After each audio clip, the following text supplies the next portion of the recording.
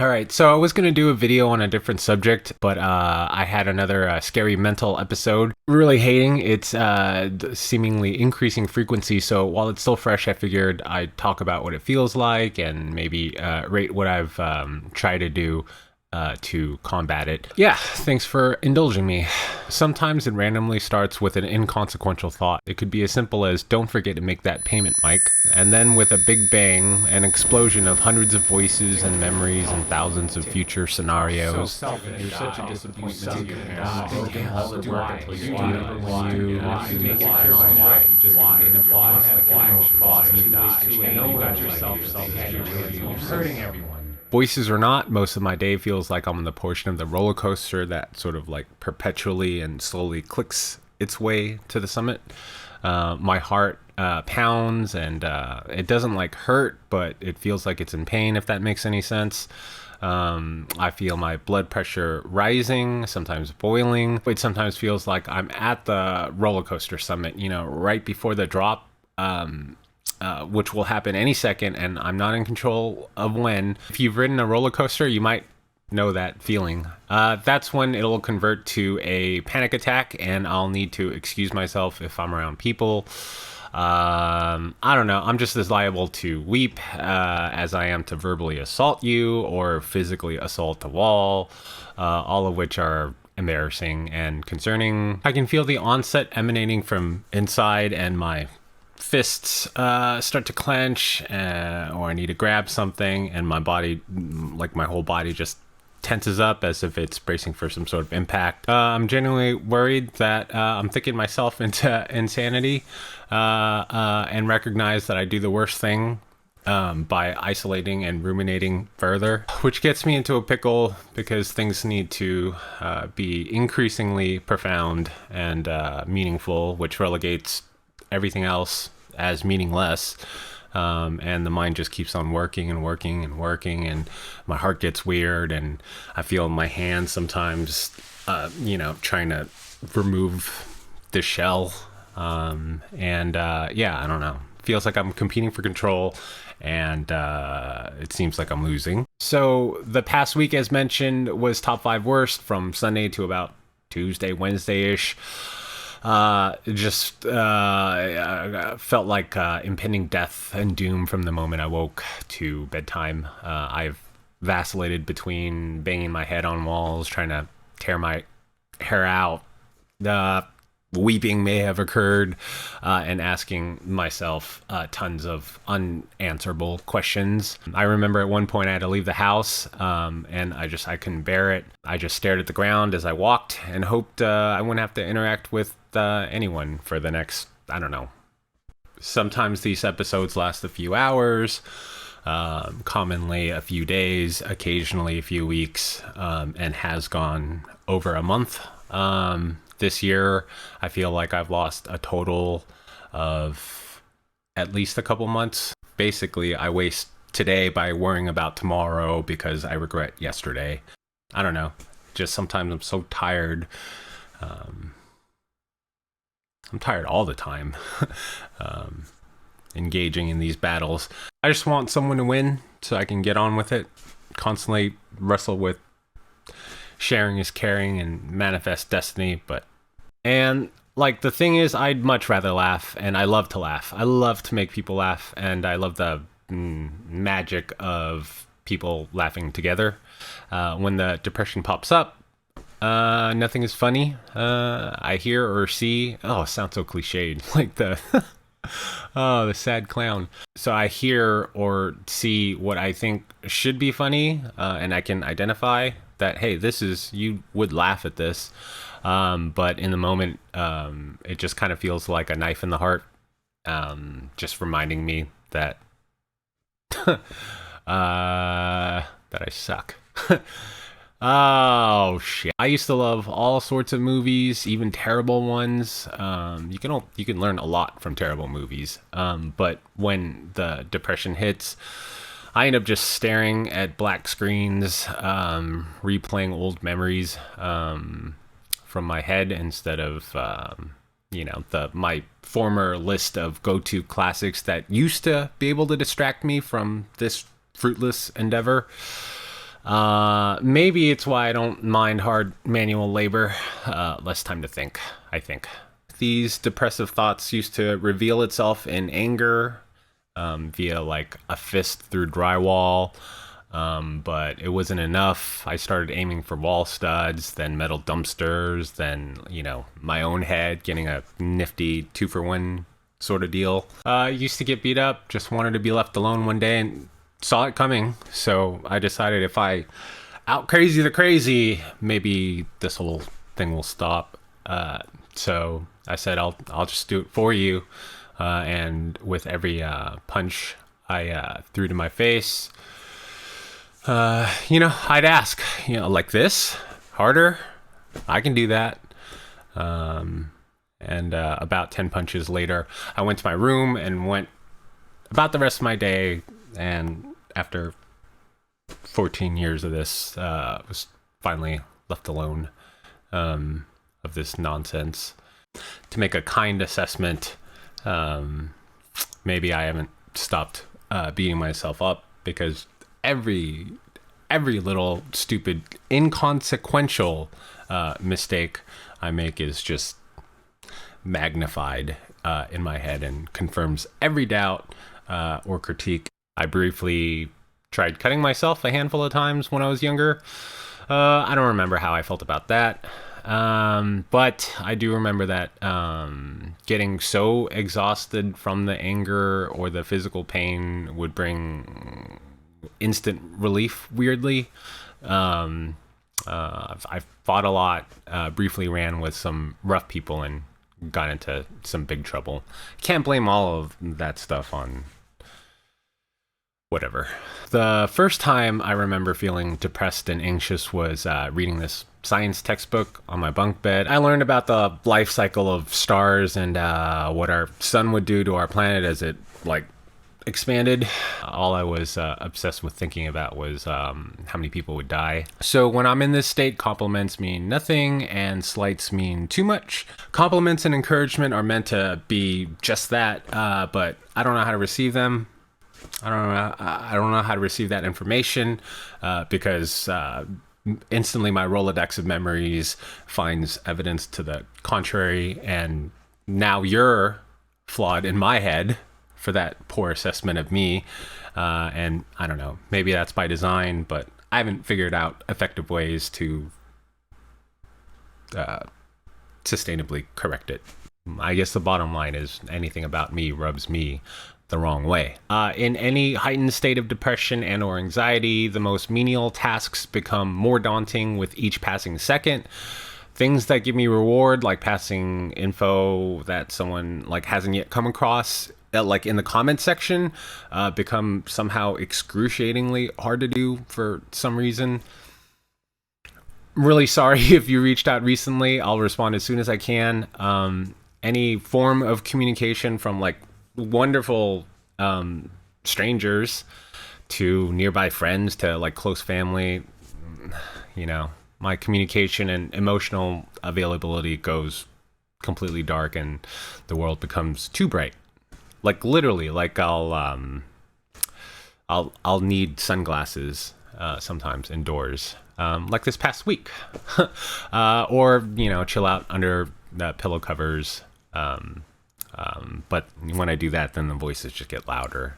It's a lot of sensory overload. Sometimes I find myself staring at an email and writing the entire reply in my head, speculating on your reply, and then making preemptive revisions accordingly, then second guessing the entire thing and repeating 10 more times before typing the word hi. And 1 hour and 30 bad memories later, I finally realize I've been in the shower with my forehead against the wall the entire time, and now I'm exhausted. I would go through periods where I would balloon up to, at one point I ballooned up to 300 pounds. So a lot of weight gain, and just generally eating my feelings. So I hardly bring it up to friends or family now, not because of their lack of support, and I don't know, they might come across this, so hey. But because it feels like they don't know what to do or say. Who does? I wouldn't know what to do or say if, and to me, from my vantage point, it just looks like it hurts them to hear. So everyone has their own issues and problems to contend with. And if they tell me positive things about me, again, no, I hate it. Sometimes I'll just cry and I don't know why. It just happens. That's when the voices will pull me out and bring me back into the real world by telling me things like, they're just being nice and you fooled another one into thinking you're anything, really, or, just they don't know what they're talking about, It's like very dismissive and unfair to, their opinion. But it's like I'm genuinely happy when everyone's doing well, but that like warm sensation can easily turn into so don't invite me to a wedding, and don't show me a damn puppy that you're not willing to give me. So all of this kind of makes it tough on my relationships. I'll always find a way to mess things up. Sometimes what makes it worse is to know that you're actually pretty lucky and have it pretty good considering. Are you like tired of this whole woe is me portion yet? Because I know I am. All right, so this is going to be awkward, but I owe the good people at Skillshare a mention. From medications to CBD, I'll return to the things I've tried to help with these mood disorders in about a minute. Exposing yourself to negative self-thoughts can activate a sympathetic nervous system state known as fight or flight. Long-term chronic exposure to this or any other stressors can lead to systemic physiological changes and result in real health problems. I'm grateful I had to do this video because it led me to Shan Carballo's How to Overcome Anxiety and Depression Naturally class. I was caught off guard by how much we actually had in common, and his short course was a reminder of things I believe to be good strategies for sustained mood management. They include mindfulness, play, community, nature, and gratitude. What I lost sight of was how longevity is often associated with strong community and that gratitude can be a habit. Play is also important, and Skillshare has classes to elevate your creativity as well as for self-improvement. Like Shan's class, they are often short and broken up into like 1 to 10 minute chapters. So for me, in a mood like this, taking this class today was not at all daunting, and it was helpful. There's also live classes, no ads, and they're always launching new workshops. The first 1,000 of my subscribers to click the link in the description will get a 1-month free premium trial of Skillshare, so you can start searching for things you might want to learn more about today. I love free, so why not explore the platform like I did and see if it ignites something in you. Okay, so anyways, here's what I do and have done to help with mood management. So I went into rehab for alcohol, and it confirmed for me I had issues beyond the drinking, staying in the program, and eventually supervising a house of people relatively new to sobriety really did wonders for me personally while I was there. A few years ago, going to some AA meetings also helped me overcome a mental break. But anyways, when I originally went into rehab to supervising the house, that was sort of my longest stretch of mental stability. And my guess is that, the service and community, more than the content of the program, were the biggest drivers behind that success. And we were also forced to sort of be honest and have daily gratitudes. And I think those things help out too. I got out of one of my funks by volunteering at local food banks, like Habitat for Humanity and the animal shelter. So there are a lot of opportunities like that everywhere. I've had weekly therapy for close to 3 years now. It's helpful to organize my thoughts and decisions and just get things off my chest. This is probably the most helpful thing I do actively today. Diet, nutrition, and fasting. So cutting out carbs and sugar was a big help in terms of my depression as I started to lose weight. Fasting supercharged everything for me. I even did a 30-day fast, but I couldn't really determine any long-lasting effects specifically on mood from that fast. Exercise and meditation is unsurprisingly effective. I originally hated these two things a lot, but they are a part of my daily morning routine, along with Wim Hof's breathing and also a gratitude journal. Sleep quality has a significant role in how I feel the next day, so I listen to this thing from Macaroni Union. I'll put the link down. Supposedly, it's a scientifically created soundtrack proven to reduce anxiety and stress. And then I either take magnesium, low-dose melatonin, or trazodone to help aid sleep when I need it. No lights, no screens in bed, and when I make the occasional exception, my mornings usually suck. CBD and other certain cannabinoids have given me some calm, peace, and sleep. Currently a big fan of HHC. I quit energy drinks and coffee altogether, including eventually decaf coffee. There might be some compounds in there that can exacerbate anxiety symptoms. Sometimes when things get really bad and when I remember to, I'll take like 25 milligrams of trazodone to help with anxiety during the day, so not just for sleep. And in the past, I've used Benadryl for the same purpose. Recently doing this, like when I feel an attack coming, that and or like wait, what do just it's gonna be okay type of thing has somehow helped calm me down. Medications, I've been on Zoloft and Wellbutrin, and they didn't really seem to help anything, to be honest, in terms of the depression and anxiety. Low dose 5-ants has helped with my focus a little bit, but the higher doses, which help more with focus, actually seem to significantly induce and trigger my anxiety as they wear off. Ritalin, I think, was even worse. Some anxiety is needed to provide motivation, but the come down is too much anxiety for me to handle. Supplements I'll group together since I haven't felt much beyond the honeymoon period after each new introduction.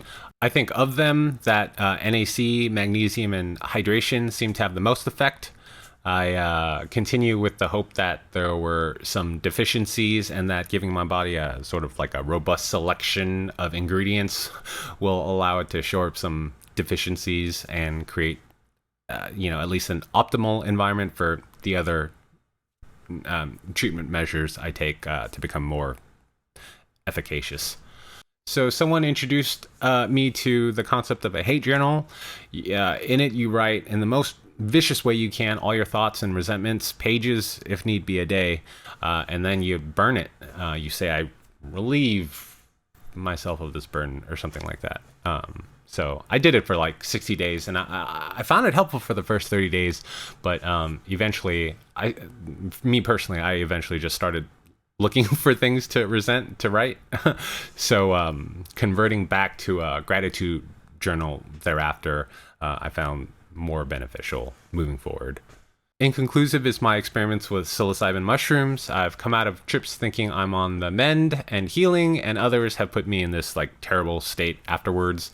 Nevertheless, I think there's something profound here on multiple levels, but I currently lack understanding. I'll report more on this in a later video, but a trip did teach me that heart and head thing, and like took over my hands. So based off my experience, I think physically being around people and acts of service have been most beneficial. Just don't tell me that. I don't want to hear it. I kind of think of depression, anxiety, panic attacks, and PTSD as this like imaginary mood ball. And I think of my ADHD as a flashlight. Essentially I'm in this room, and it's dark, and I'm carrying this ball, and sometimes it gets big and heavy, and sometimes I notice it getting big and heavy and I can put it down. Sometimes I can bounce it away. Sometimes it comes back and hits me in the face when I'm not looking. And then the whole flashlight dynamic makes it weird because, sometimes it's a spotlight, sometimes it's a floodlight, and juggling those two things. I'm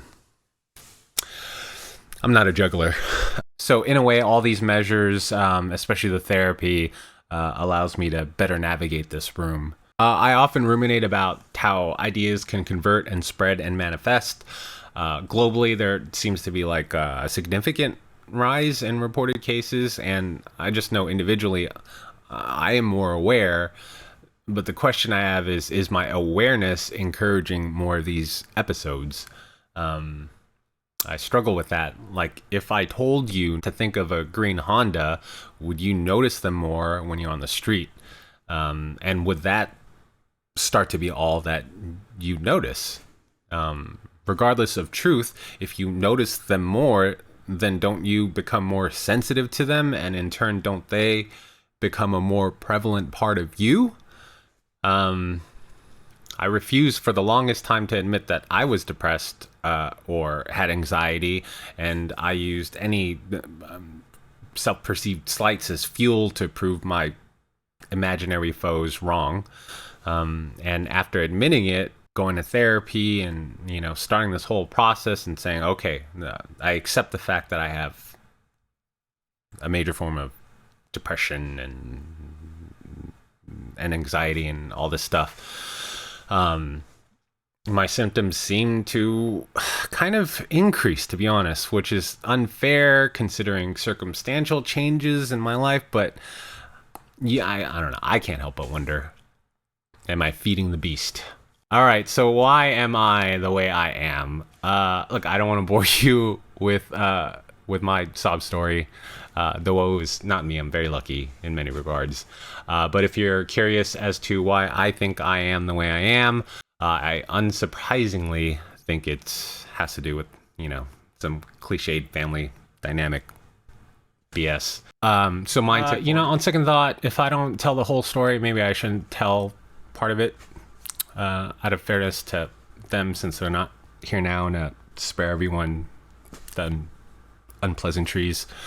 So I'll be a bit vague, sort of, and just say chronic physical and verbal abuse, hard drugs, and abandonment by age 12. And I do love them and miss them, obviously, more than they'll ever know, because, I'd never say it. I just want to figure out how to live so I can get on with my life and maybe make some people, myself, happy along the way, like anyone else. And I'm a little anxious that people might view this as wanting help or support or fishing for encouragement. If you're one of them, thank you very, very much. And I appreciate your heart, but maybe what would be great is if instead maybe you just leave some tips or a story that might help a random person who might peruse the comment section one day in the future. I think maybe the kid on the bunk bed with the science book stupidly crying about the sun would think that's more productive for everyone. All right, that's the end of that video. Thanks for your time. I guess this is not the end of the video. What a conflict. He says things about him rub him the wrong way as he films himself talking about himself and then editing himself. I noticed while editing this video that besides the fact that it's excruciating, it's me, but I noticed that it might come off a little hopeless, and one of the attractions of sharing is so that the I can help inform the you. So let's try this again and be a little more hopeful this time. I mean, everything previous, still occurs and is scary to me, but is not the majority of my life. And for the most part, cool as a cucumber, and there are plenty of things to be happy about. You just have to find them or rediscover them. You can also turn your disadvantages to your advantages. Depression made me more empathetic and sensitive, allowing me to create better stories. If a subject touched my heart, they would get every ounce of it. And because of all of that, I got and had one of the best jobs of my life. In film, we might talk about dynamic range in terms of brightest bright to darkest dark. Also, yin and yang is supposed to signify balance. Notice how it's not gray though. It's black and it's white, and there's some black in the white and vice versa. So perhaps a healthy balance requires the experiences of extremes. Perhaps that's how you gain robustness. Earlier, I grouped nutrition with fasting. I grouped exercise with meditation. These are sort of opposites of each other. Nutrition you eat, fasting you don't. temporarily. Exercise raises your blood pressure and meditation lowers it. So if you have these mood disorders and are watching this, that means you're resilient, you're alive, you're a survivor of the darkest of darks, which also means you are capable of the brightest of brights.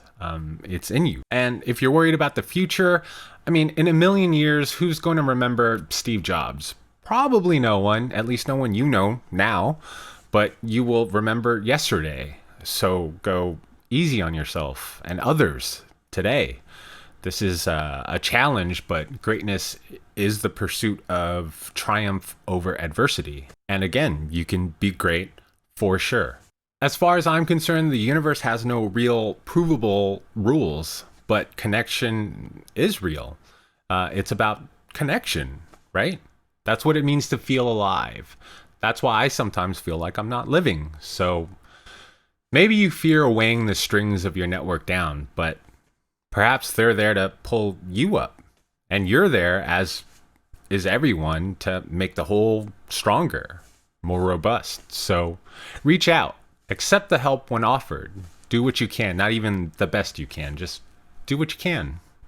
And don't worry about making mistakes along the way. That spoiler alert, you will make mistakes. But in this deal, forgive the people around you. Love them for who they are and welcome new friends. And if you're religious, the etymology is from the Latin term religio, which can be traced back to religare, which also means to reconnect. Just say hi.